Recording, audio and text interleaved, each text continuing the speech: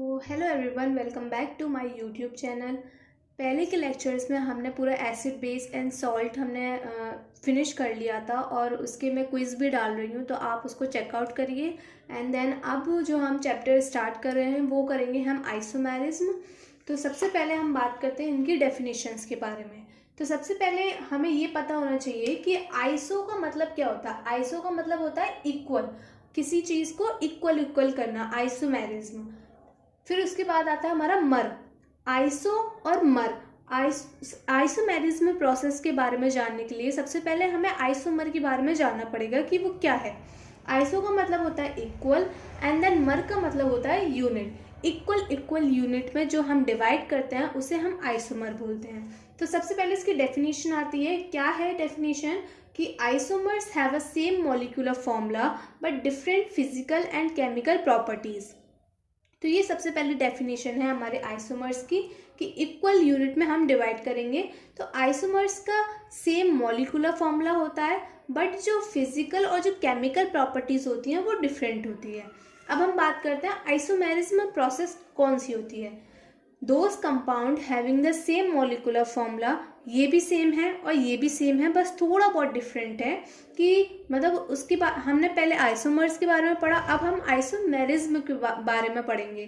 तो compounds having the same molecular formula but different connectivity, different bonding pattern और different three D relative arrangement is known as isomerism. तो क्या हुआ? Isomers का मतलब क्या होता है? जो सेम मॉलिक्यूलर फॉर्मूला हो और डिफरेंट हमारी फिजिकल एंड केमिकल प्रॉपर्टीज हो।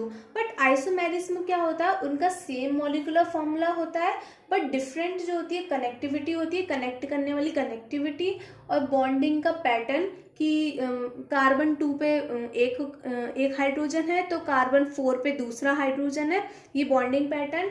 And different 3D relative, different bonding pattern को हम स्ट्रक्चरल आइसोमेरिज्म बोलते हैं, वो हम लेटर में पढ़ेंगे। और 3D रिलेटिव हमारी जो है वो हम स्टीरियो आइसोमेरिज्म पढ़ते हैं, उसमें पढ़ेंगे हम बाद में। तो इज नोन एज आइसोमेरिज्म, और इस प्रोसेस को हम आइसोमेरिज्म बोलते हैं। तो लास्ट पॉइंट हमारे क्या है कि isomers are those which separated at room temperature.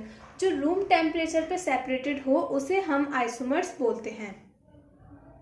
तो अब आपको एक सामने फ्लो चार्ट दिख रहा होगा पूरा आइसोमेरिज्म का, कि आइसोमेरिज्म के कितने टाइप्स होते हैं और उसमें भी कितने डिफरेंट टाइप्स होते हैं। तो चलिए पढ़ते हैं। सबसे पहले हम बात करते हैं आइसोमेरिज्म। आइसोमेरिज्म के कितने पार्ट होते हैं? दो आइसोमेरिज्म होते हैं, structural isomerism and stereo isomerism. Structural isomerism में 6 आइसोमेरिज्म होते हैं। सबसे पहले आता है हमारा chain isomerism, second is position isomerism, third is functional isomerism, fourth is ring isomers, fifth is metamerism and six is tautomerism. Tautomerism को हम डेस्मोट्रॉफिज्म बोलते हैं, बट ये हम नहीं पढ़ते हैं, कई कई बार किसी भी उसमें नहीं आता है। तो सबसे पहले हम टॉटोमेरिज्म ही पढ़ेंगे, टॉटोमेरिज्म हम इसको नाम देंगे। नेक्स्ट आता है हमारा स्टीरियो आइसोमेरिज्म। स्टीरियो आइसोमेरिज्म के अंदर हम क्या पढ़ते हैं? सबसे पहले आता है कॉन्फॉर्मेशनल आइसोमेरिज्म एंड दूसरा होता है हमारा कॉन्फिगरेशनल आइसोमेरिज्म। कॉन्फॉर्मेशनल और कॉन्फिगरेशनल अलग है, तो इसको मिक्स नहीं करें आप। कॉन्फिगरेशनल में भी हमारे दो टाइप्स के आइसोमेरिज्म होते हैं। फर्स्ट आता है हमारा optical isomerism and second is geometrical isomerism. ये बहुत कॉमन है और ये इसके क्वेश्चंस भी बहुत ज़्यादा पुटअप होते हैं। स्ट्रक्चर आइसोमेरिज्म के 6 पार्ट्स होते हैं, chain, position, functional, ring, metamerism and tautomerism. Stereo isomerism के 2 पार्ट होते हैं हमारे, कॉन्फॉर्मेशनल, कॉन्फिगरेशनल। कॉन्फिगरेशनल के भी हमारे 2 पार्ट्स होते हैं, ऑप्टिकल एंड ज्योमेट्रिकल।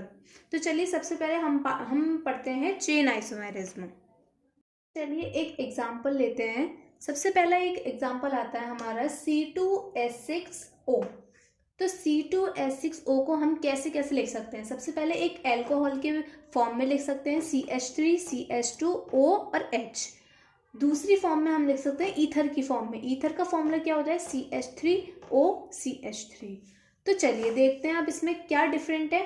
सबसे पहले हमने अल्कोहल का लिया कि अल्कोहल का फॉर्मूला क्या होता है? CH3 CH2OH, और ईथर का CH3O CH3। तो इसमें O और H ये अलग हो रहा है, ये फंक्शनल ग्रुप इसका अलग आ रहा है और ईथर का फंक्शनल ग्रुप अलग आ रहा है। तो इसमें मैंने क्या लिखा हुआ है, therefore both compounds have a different connectivity so both are the structural isomerism. दोनों कंपाउंड्स की कनेक्टिविटी डिफरेंट है तो ये दोनों ही स्ट्रक्चरल आइसोमेरिज्म है। अगर समझ में नहीं आया तो एक बार मैं दोबारा बताती हूँ कि एल्कोहल जो है, जब CH3CH2OH लिखा हुआ है तो इसका OH वाला फंक्शनल ग्रुप इधर लिखा हुआ है, और ईथर का जब हम फॉर्मूला लिखते हैं तो CH3OCH3 आता है, तो ऑक्सीजन हमारा बीच में आता है। तो OH और O की कनेक्टिविटी डिफरेंट है, वो CH2 वाले कार्बन एटम से OH जुड़ा हुआ है और इसमें CH3 और CH3 के बीच में ऑक्सीजन जुड़ा हुआ है। तो दोनों ही कंपाउंड्स की डिफरेंट कनेक्टिविटी है, तो दोनों ही कंपाउंड्स की डिफरेंट कनेक्टिविटी है, तो दोनों ही स्ट्रक्चरल आइसोमेरिज्म है। अब हम एक और एग्जांपल लेते हैं हम स्टीरियो आइसोमर का। स्टीरियो आइसोमर का देखिए, ये हमारा लिखा हुआ है C+C, इधर क्लोरीन और हाइड्रोजन एटम जुड़े हुए हैं, इधर भी क्लोरीन और हाइड्रोजन एटम जुड़े हुए हैं। लेकिन इस फॉर्मूले में देखिए, इस फॉर्मूले में कुछ अलग है, यहाँ पे हाइड्रोजन जुड़ा हुआ है और इसके डायरेक्ट सामने क्लोरीन जुड़ा हुआ है। तो ये दोनों ही मिरर इमेजेस हो गया, सिस इमेज हो गया और ये ट्रांस इमेज हो गया। सिस और ट्रांस मैं आपको लेटर में बाद में पढ़ाऊंगी, बट ये एक छोटा सा एग्जाम्पल है जिससे आपको समझ में आ जाए कि स्ट्रक्चरल आइसोमेरिज्म होता कैसे है, उसकी कनेक्टिविटी कैसी होती है और स्टीरियो आइसोमेर की कनेक्टिविटी कैसी होती है। तो स्टीरियो आइसोमेरिज्म में देखिए, ये सिस है और ये ट्रांस है। कैसे पता चला? सिस वो फॉर्म होती है जब दोनों ही एटम मिरर इमेज बना रहे हो, क्लोरीन क्लोरीन के सामने जुड़ा हो और हाइड्रोजन हाइड्रोजन के सामने जुड़ा हुआ है। जब दोनों ही मिरर इमेज बना रहे हो तो वो सिस आइसोमर होता है। और ट्रांस आइसोमर वो होता है जो दोनों ही ट्रांस बना रहे हो, हाइड्रोजन के आगे क्लोरीन एटम जुड़ा हुआ है और क्लोरीन के आगे हाइड्रोजन जुड़ा हुआ है, तो ये दोनों ही ट्रांस आइसोमर हो गए। तो दोनों ही हमारे स्टीरियो आइसोमर्स हो गए। ये हमारा पता चल गया कि हमने स्ट्रक्चर आइसोमेरिज्म को कैसे पहचाना और स्टीरियो आइसोमेरिज्म को कैसे पहचाना। अब हम बात करते हैं सबसे पहले स्ट्रक्चर आइसोमेरिज्म में चेन आइसोमेरिज्म की। तो देखिए, सबसे पहले हम बात करते हैं स्ट्रक्चरल आइसोमेरिज्म की। स्ट्रक्चरल आइसोमेरिज्म क्या होता है? जिसके पास सेम मॉलिक्यूलर फॉर्मूला होता है बट डिफरेंट कनेक्टिविटी होती है हमारी एटम्स की। अब जैसे कि एग्जांपल में हमने ले लिया CH3 CH2 CH2 CH3, ये हमारी एकदम चेंज आ रही है, क्लियर चेंज आ रही है, तो ये हमारी स्ट्रक्चरल आइसोमेरिज्म हो गया। लेकिन हमने क्या किया, वही जो CH2 था वो हमने इधर लगा दिया, तो हमारा एक हाइड्रोजन कम हो गया तो CH3 इधर आके जुड़ गया, तो ये हमारी साइड चेन बन गई। लेकिन इसका भी मॉलिक्यूलर फॉर्मूला सेम होगा, इसका भी मॉलिक्यूलर फॉर्मूला सेम होगा, but different connectivity of atoms हैं, तो ये हमारा स्ट्रक्चरल आइसोमेरिज्म हो गया। अब बात करते हैं इसके पार्ट्स की। तो सबसे पहले आता है हमारा चेन आइसोमेरिज्म। चेन आइसोमेरिज्म क्या होता है?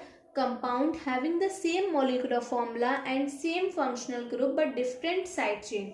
कंपाउंड, ऐसे कंपाउंड जिनके पास सेम मॉलिक्यूलर फॉर्मूला होते हैं और सेम फंक्शनल ग्रुप होते हैं बट डिफरेंट साइड चेन होती है। मॉलिक्यूलर फॉर्मूला भी सेम होगा और फंक्शनल ग्रुप भी सेम होगा, बट साइड चेन जो होगी वो डिफरेंट होगी, उसे हम चेन आइसोमेरिज्म बोलते हैं। जैसे कि एग्जांपल ले लेते हैं हम। फर्स्ट है हमारा CH3 डबल बॉन्ड CH2, और वहीं इधर वाले लेते हैं हम CH3 CH2 CH double bond CH2।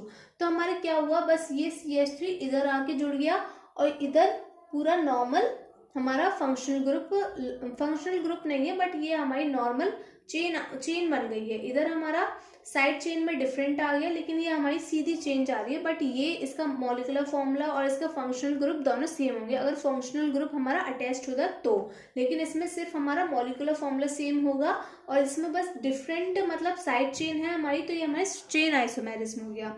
एक और एग्जांपल लेते हैं हम। ये हमारी बेंजीन रिंग और इधर ही हमारी बनती है हमारी CH3 और ये हमारा बनता है, कितने कार्बन है हमारे, 1 2 3 4 5 पेंटेन है, ये साइक्लोपेंटेन। लेकिन इसमें क्या है, हमारा सेम मॉलिक्यूलर फॉर्मूला हो गया बट साइड चेन में डिफरेंट आ गया है, तो ये भी हमारी एक तरह की चेन आइसोमेरिज्म है।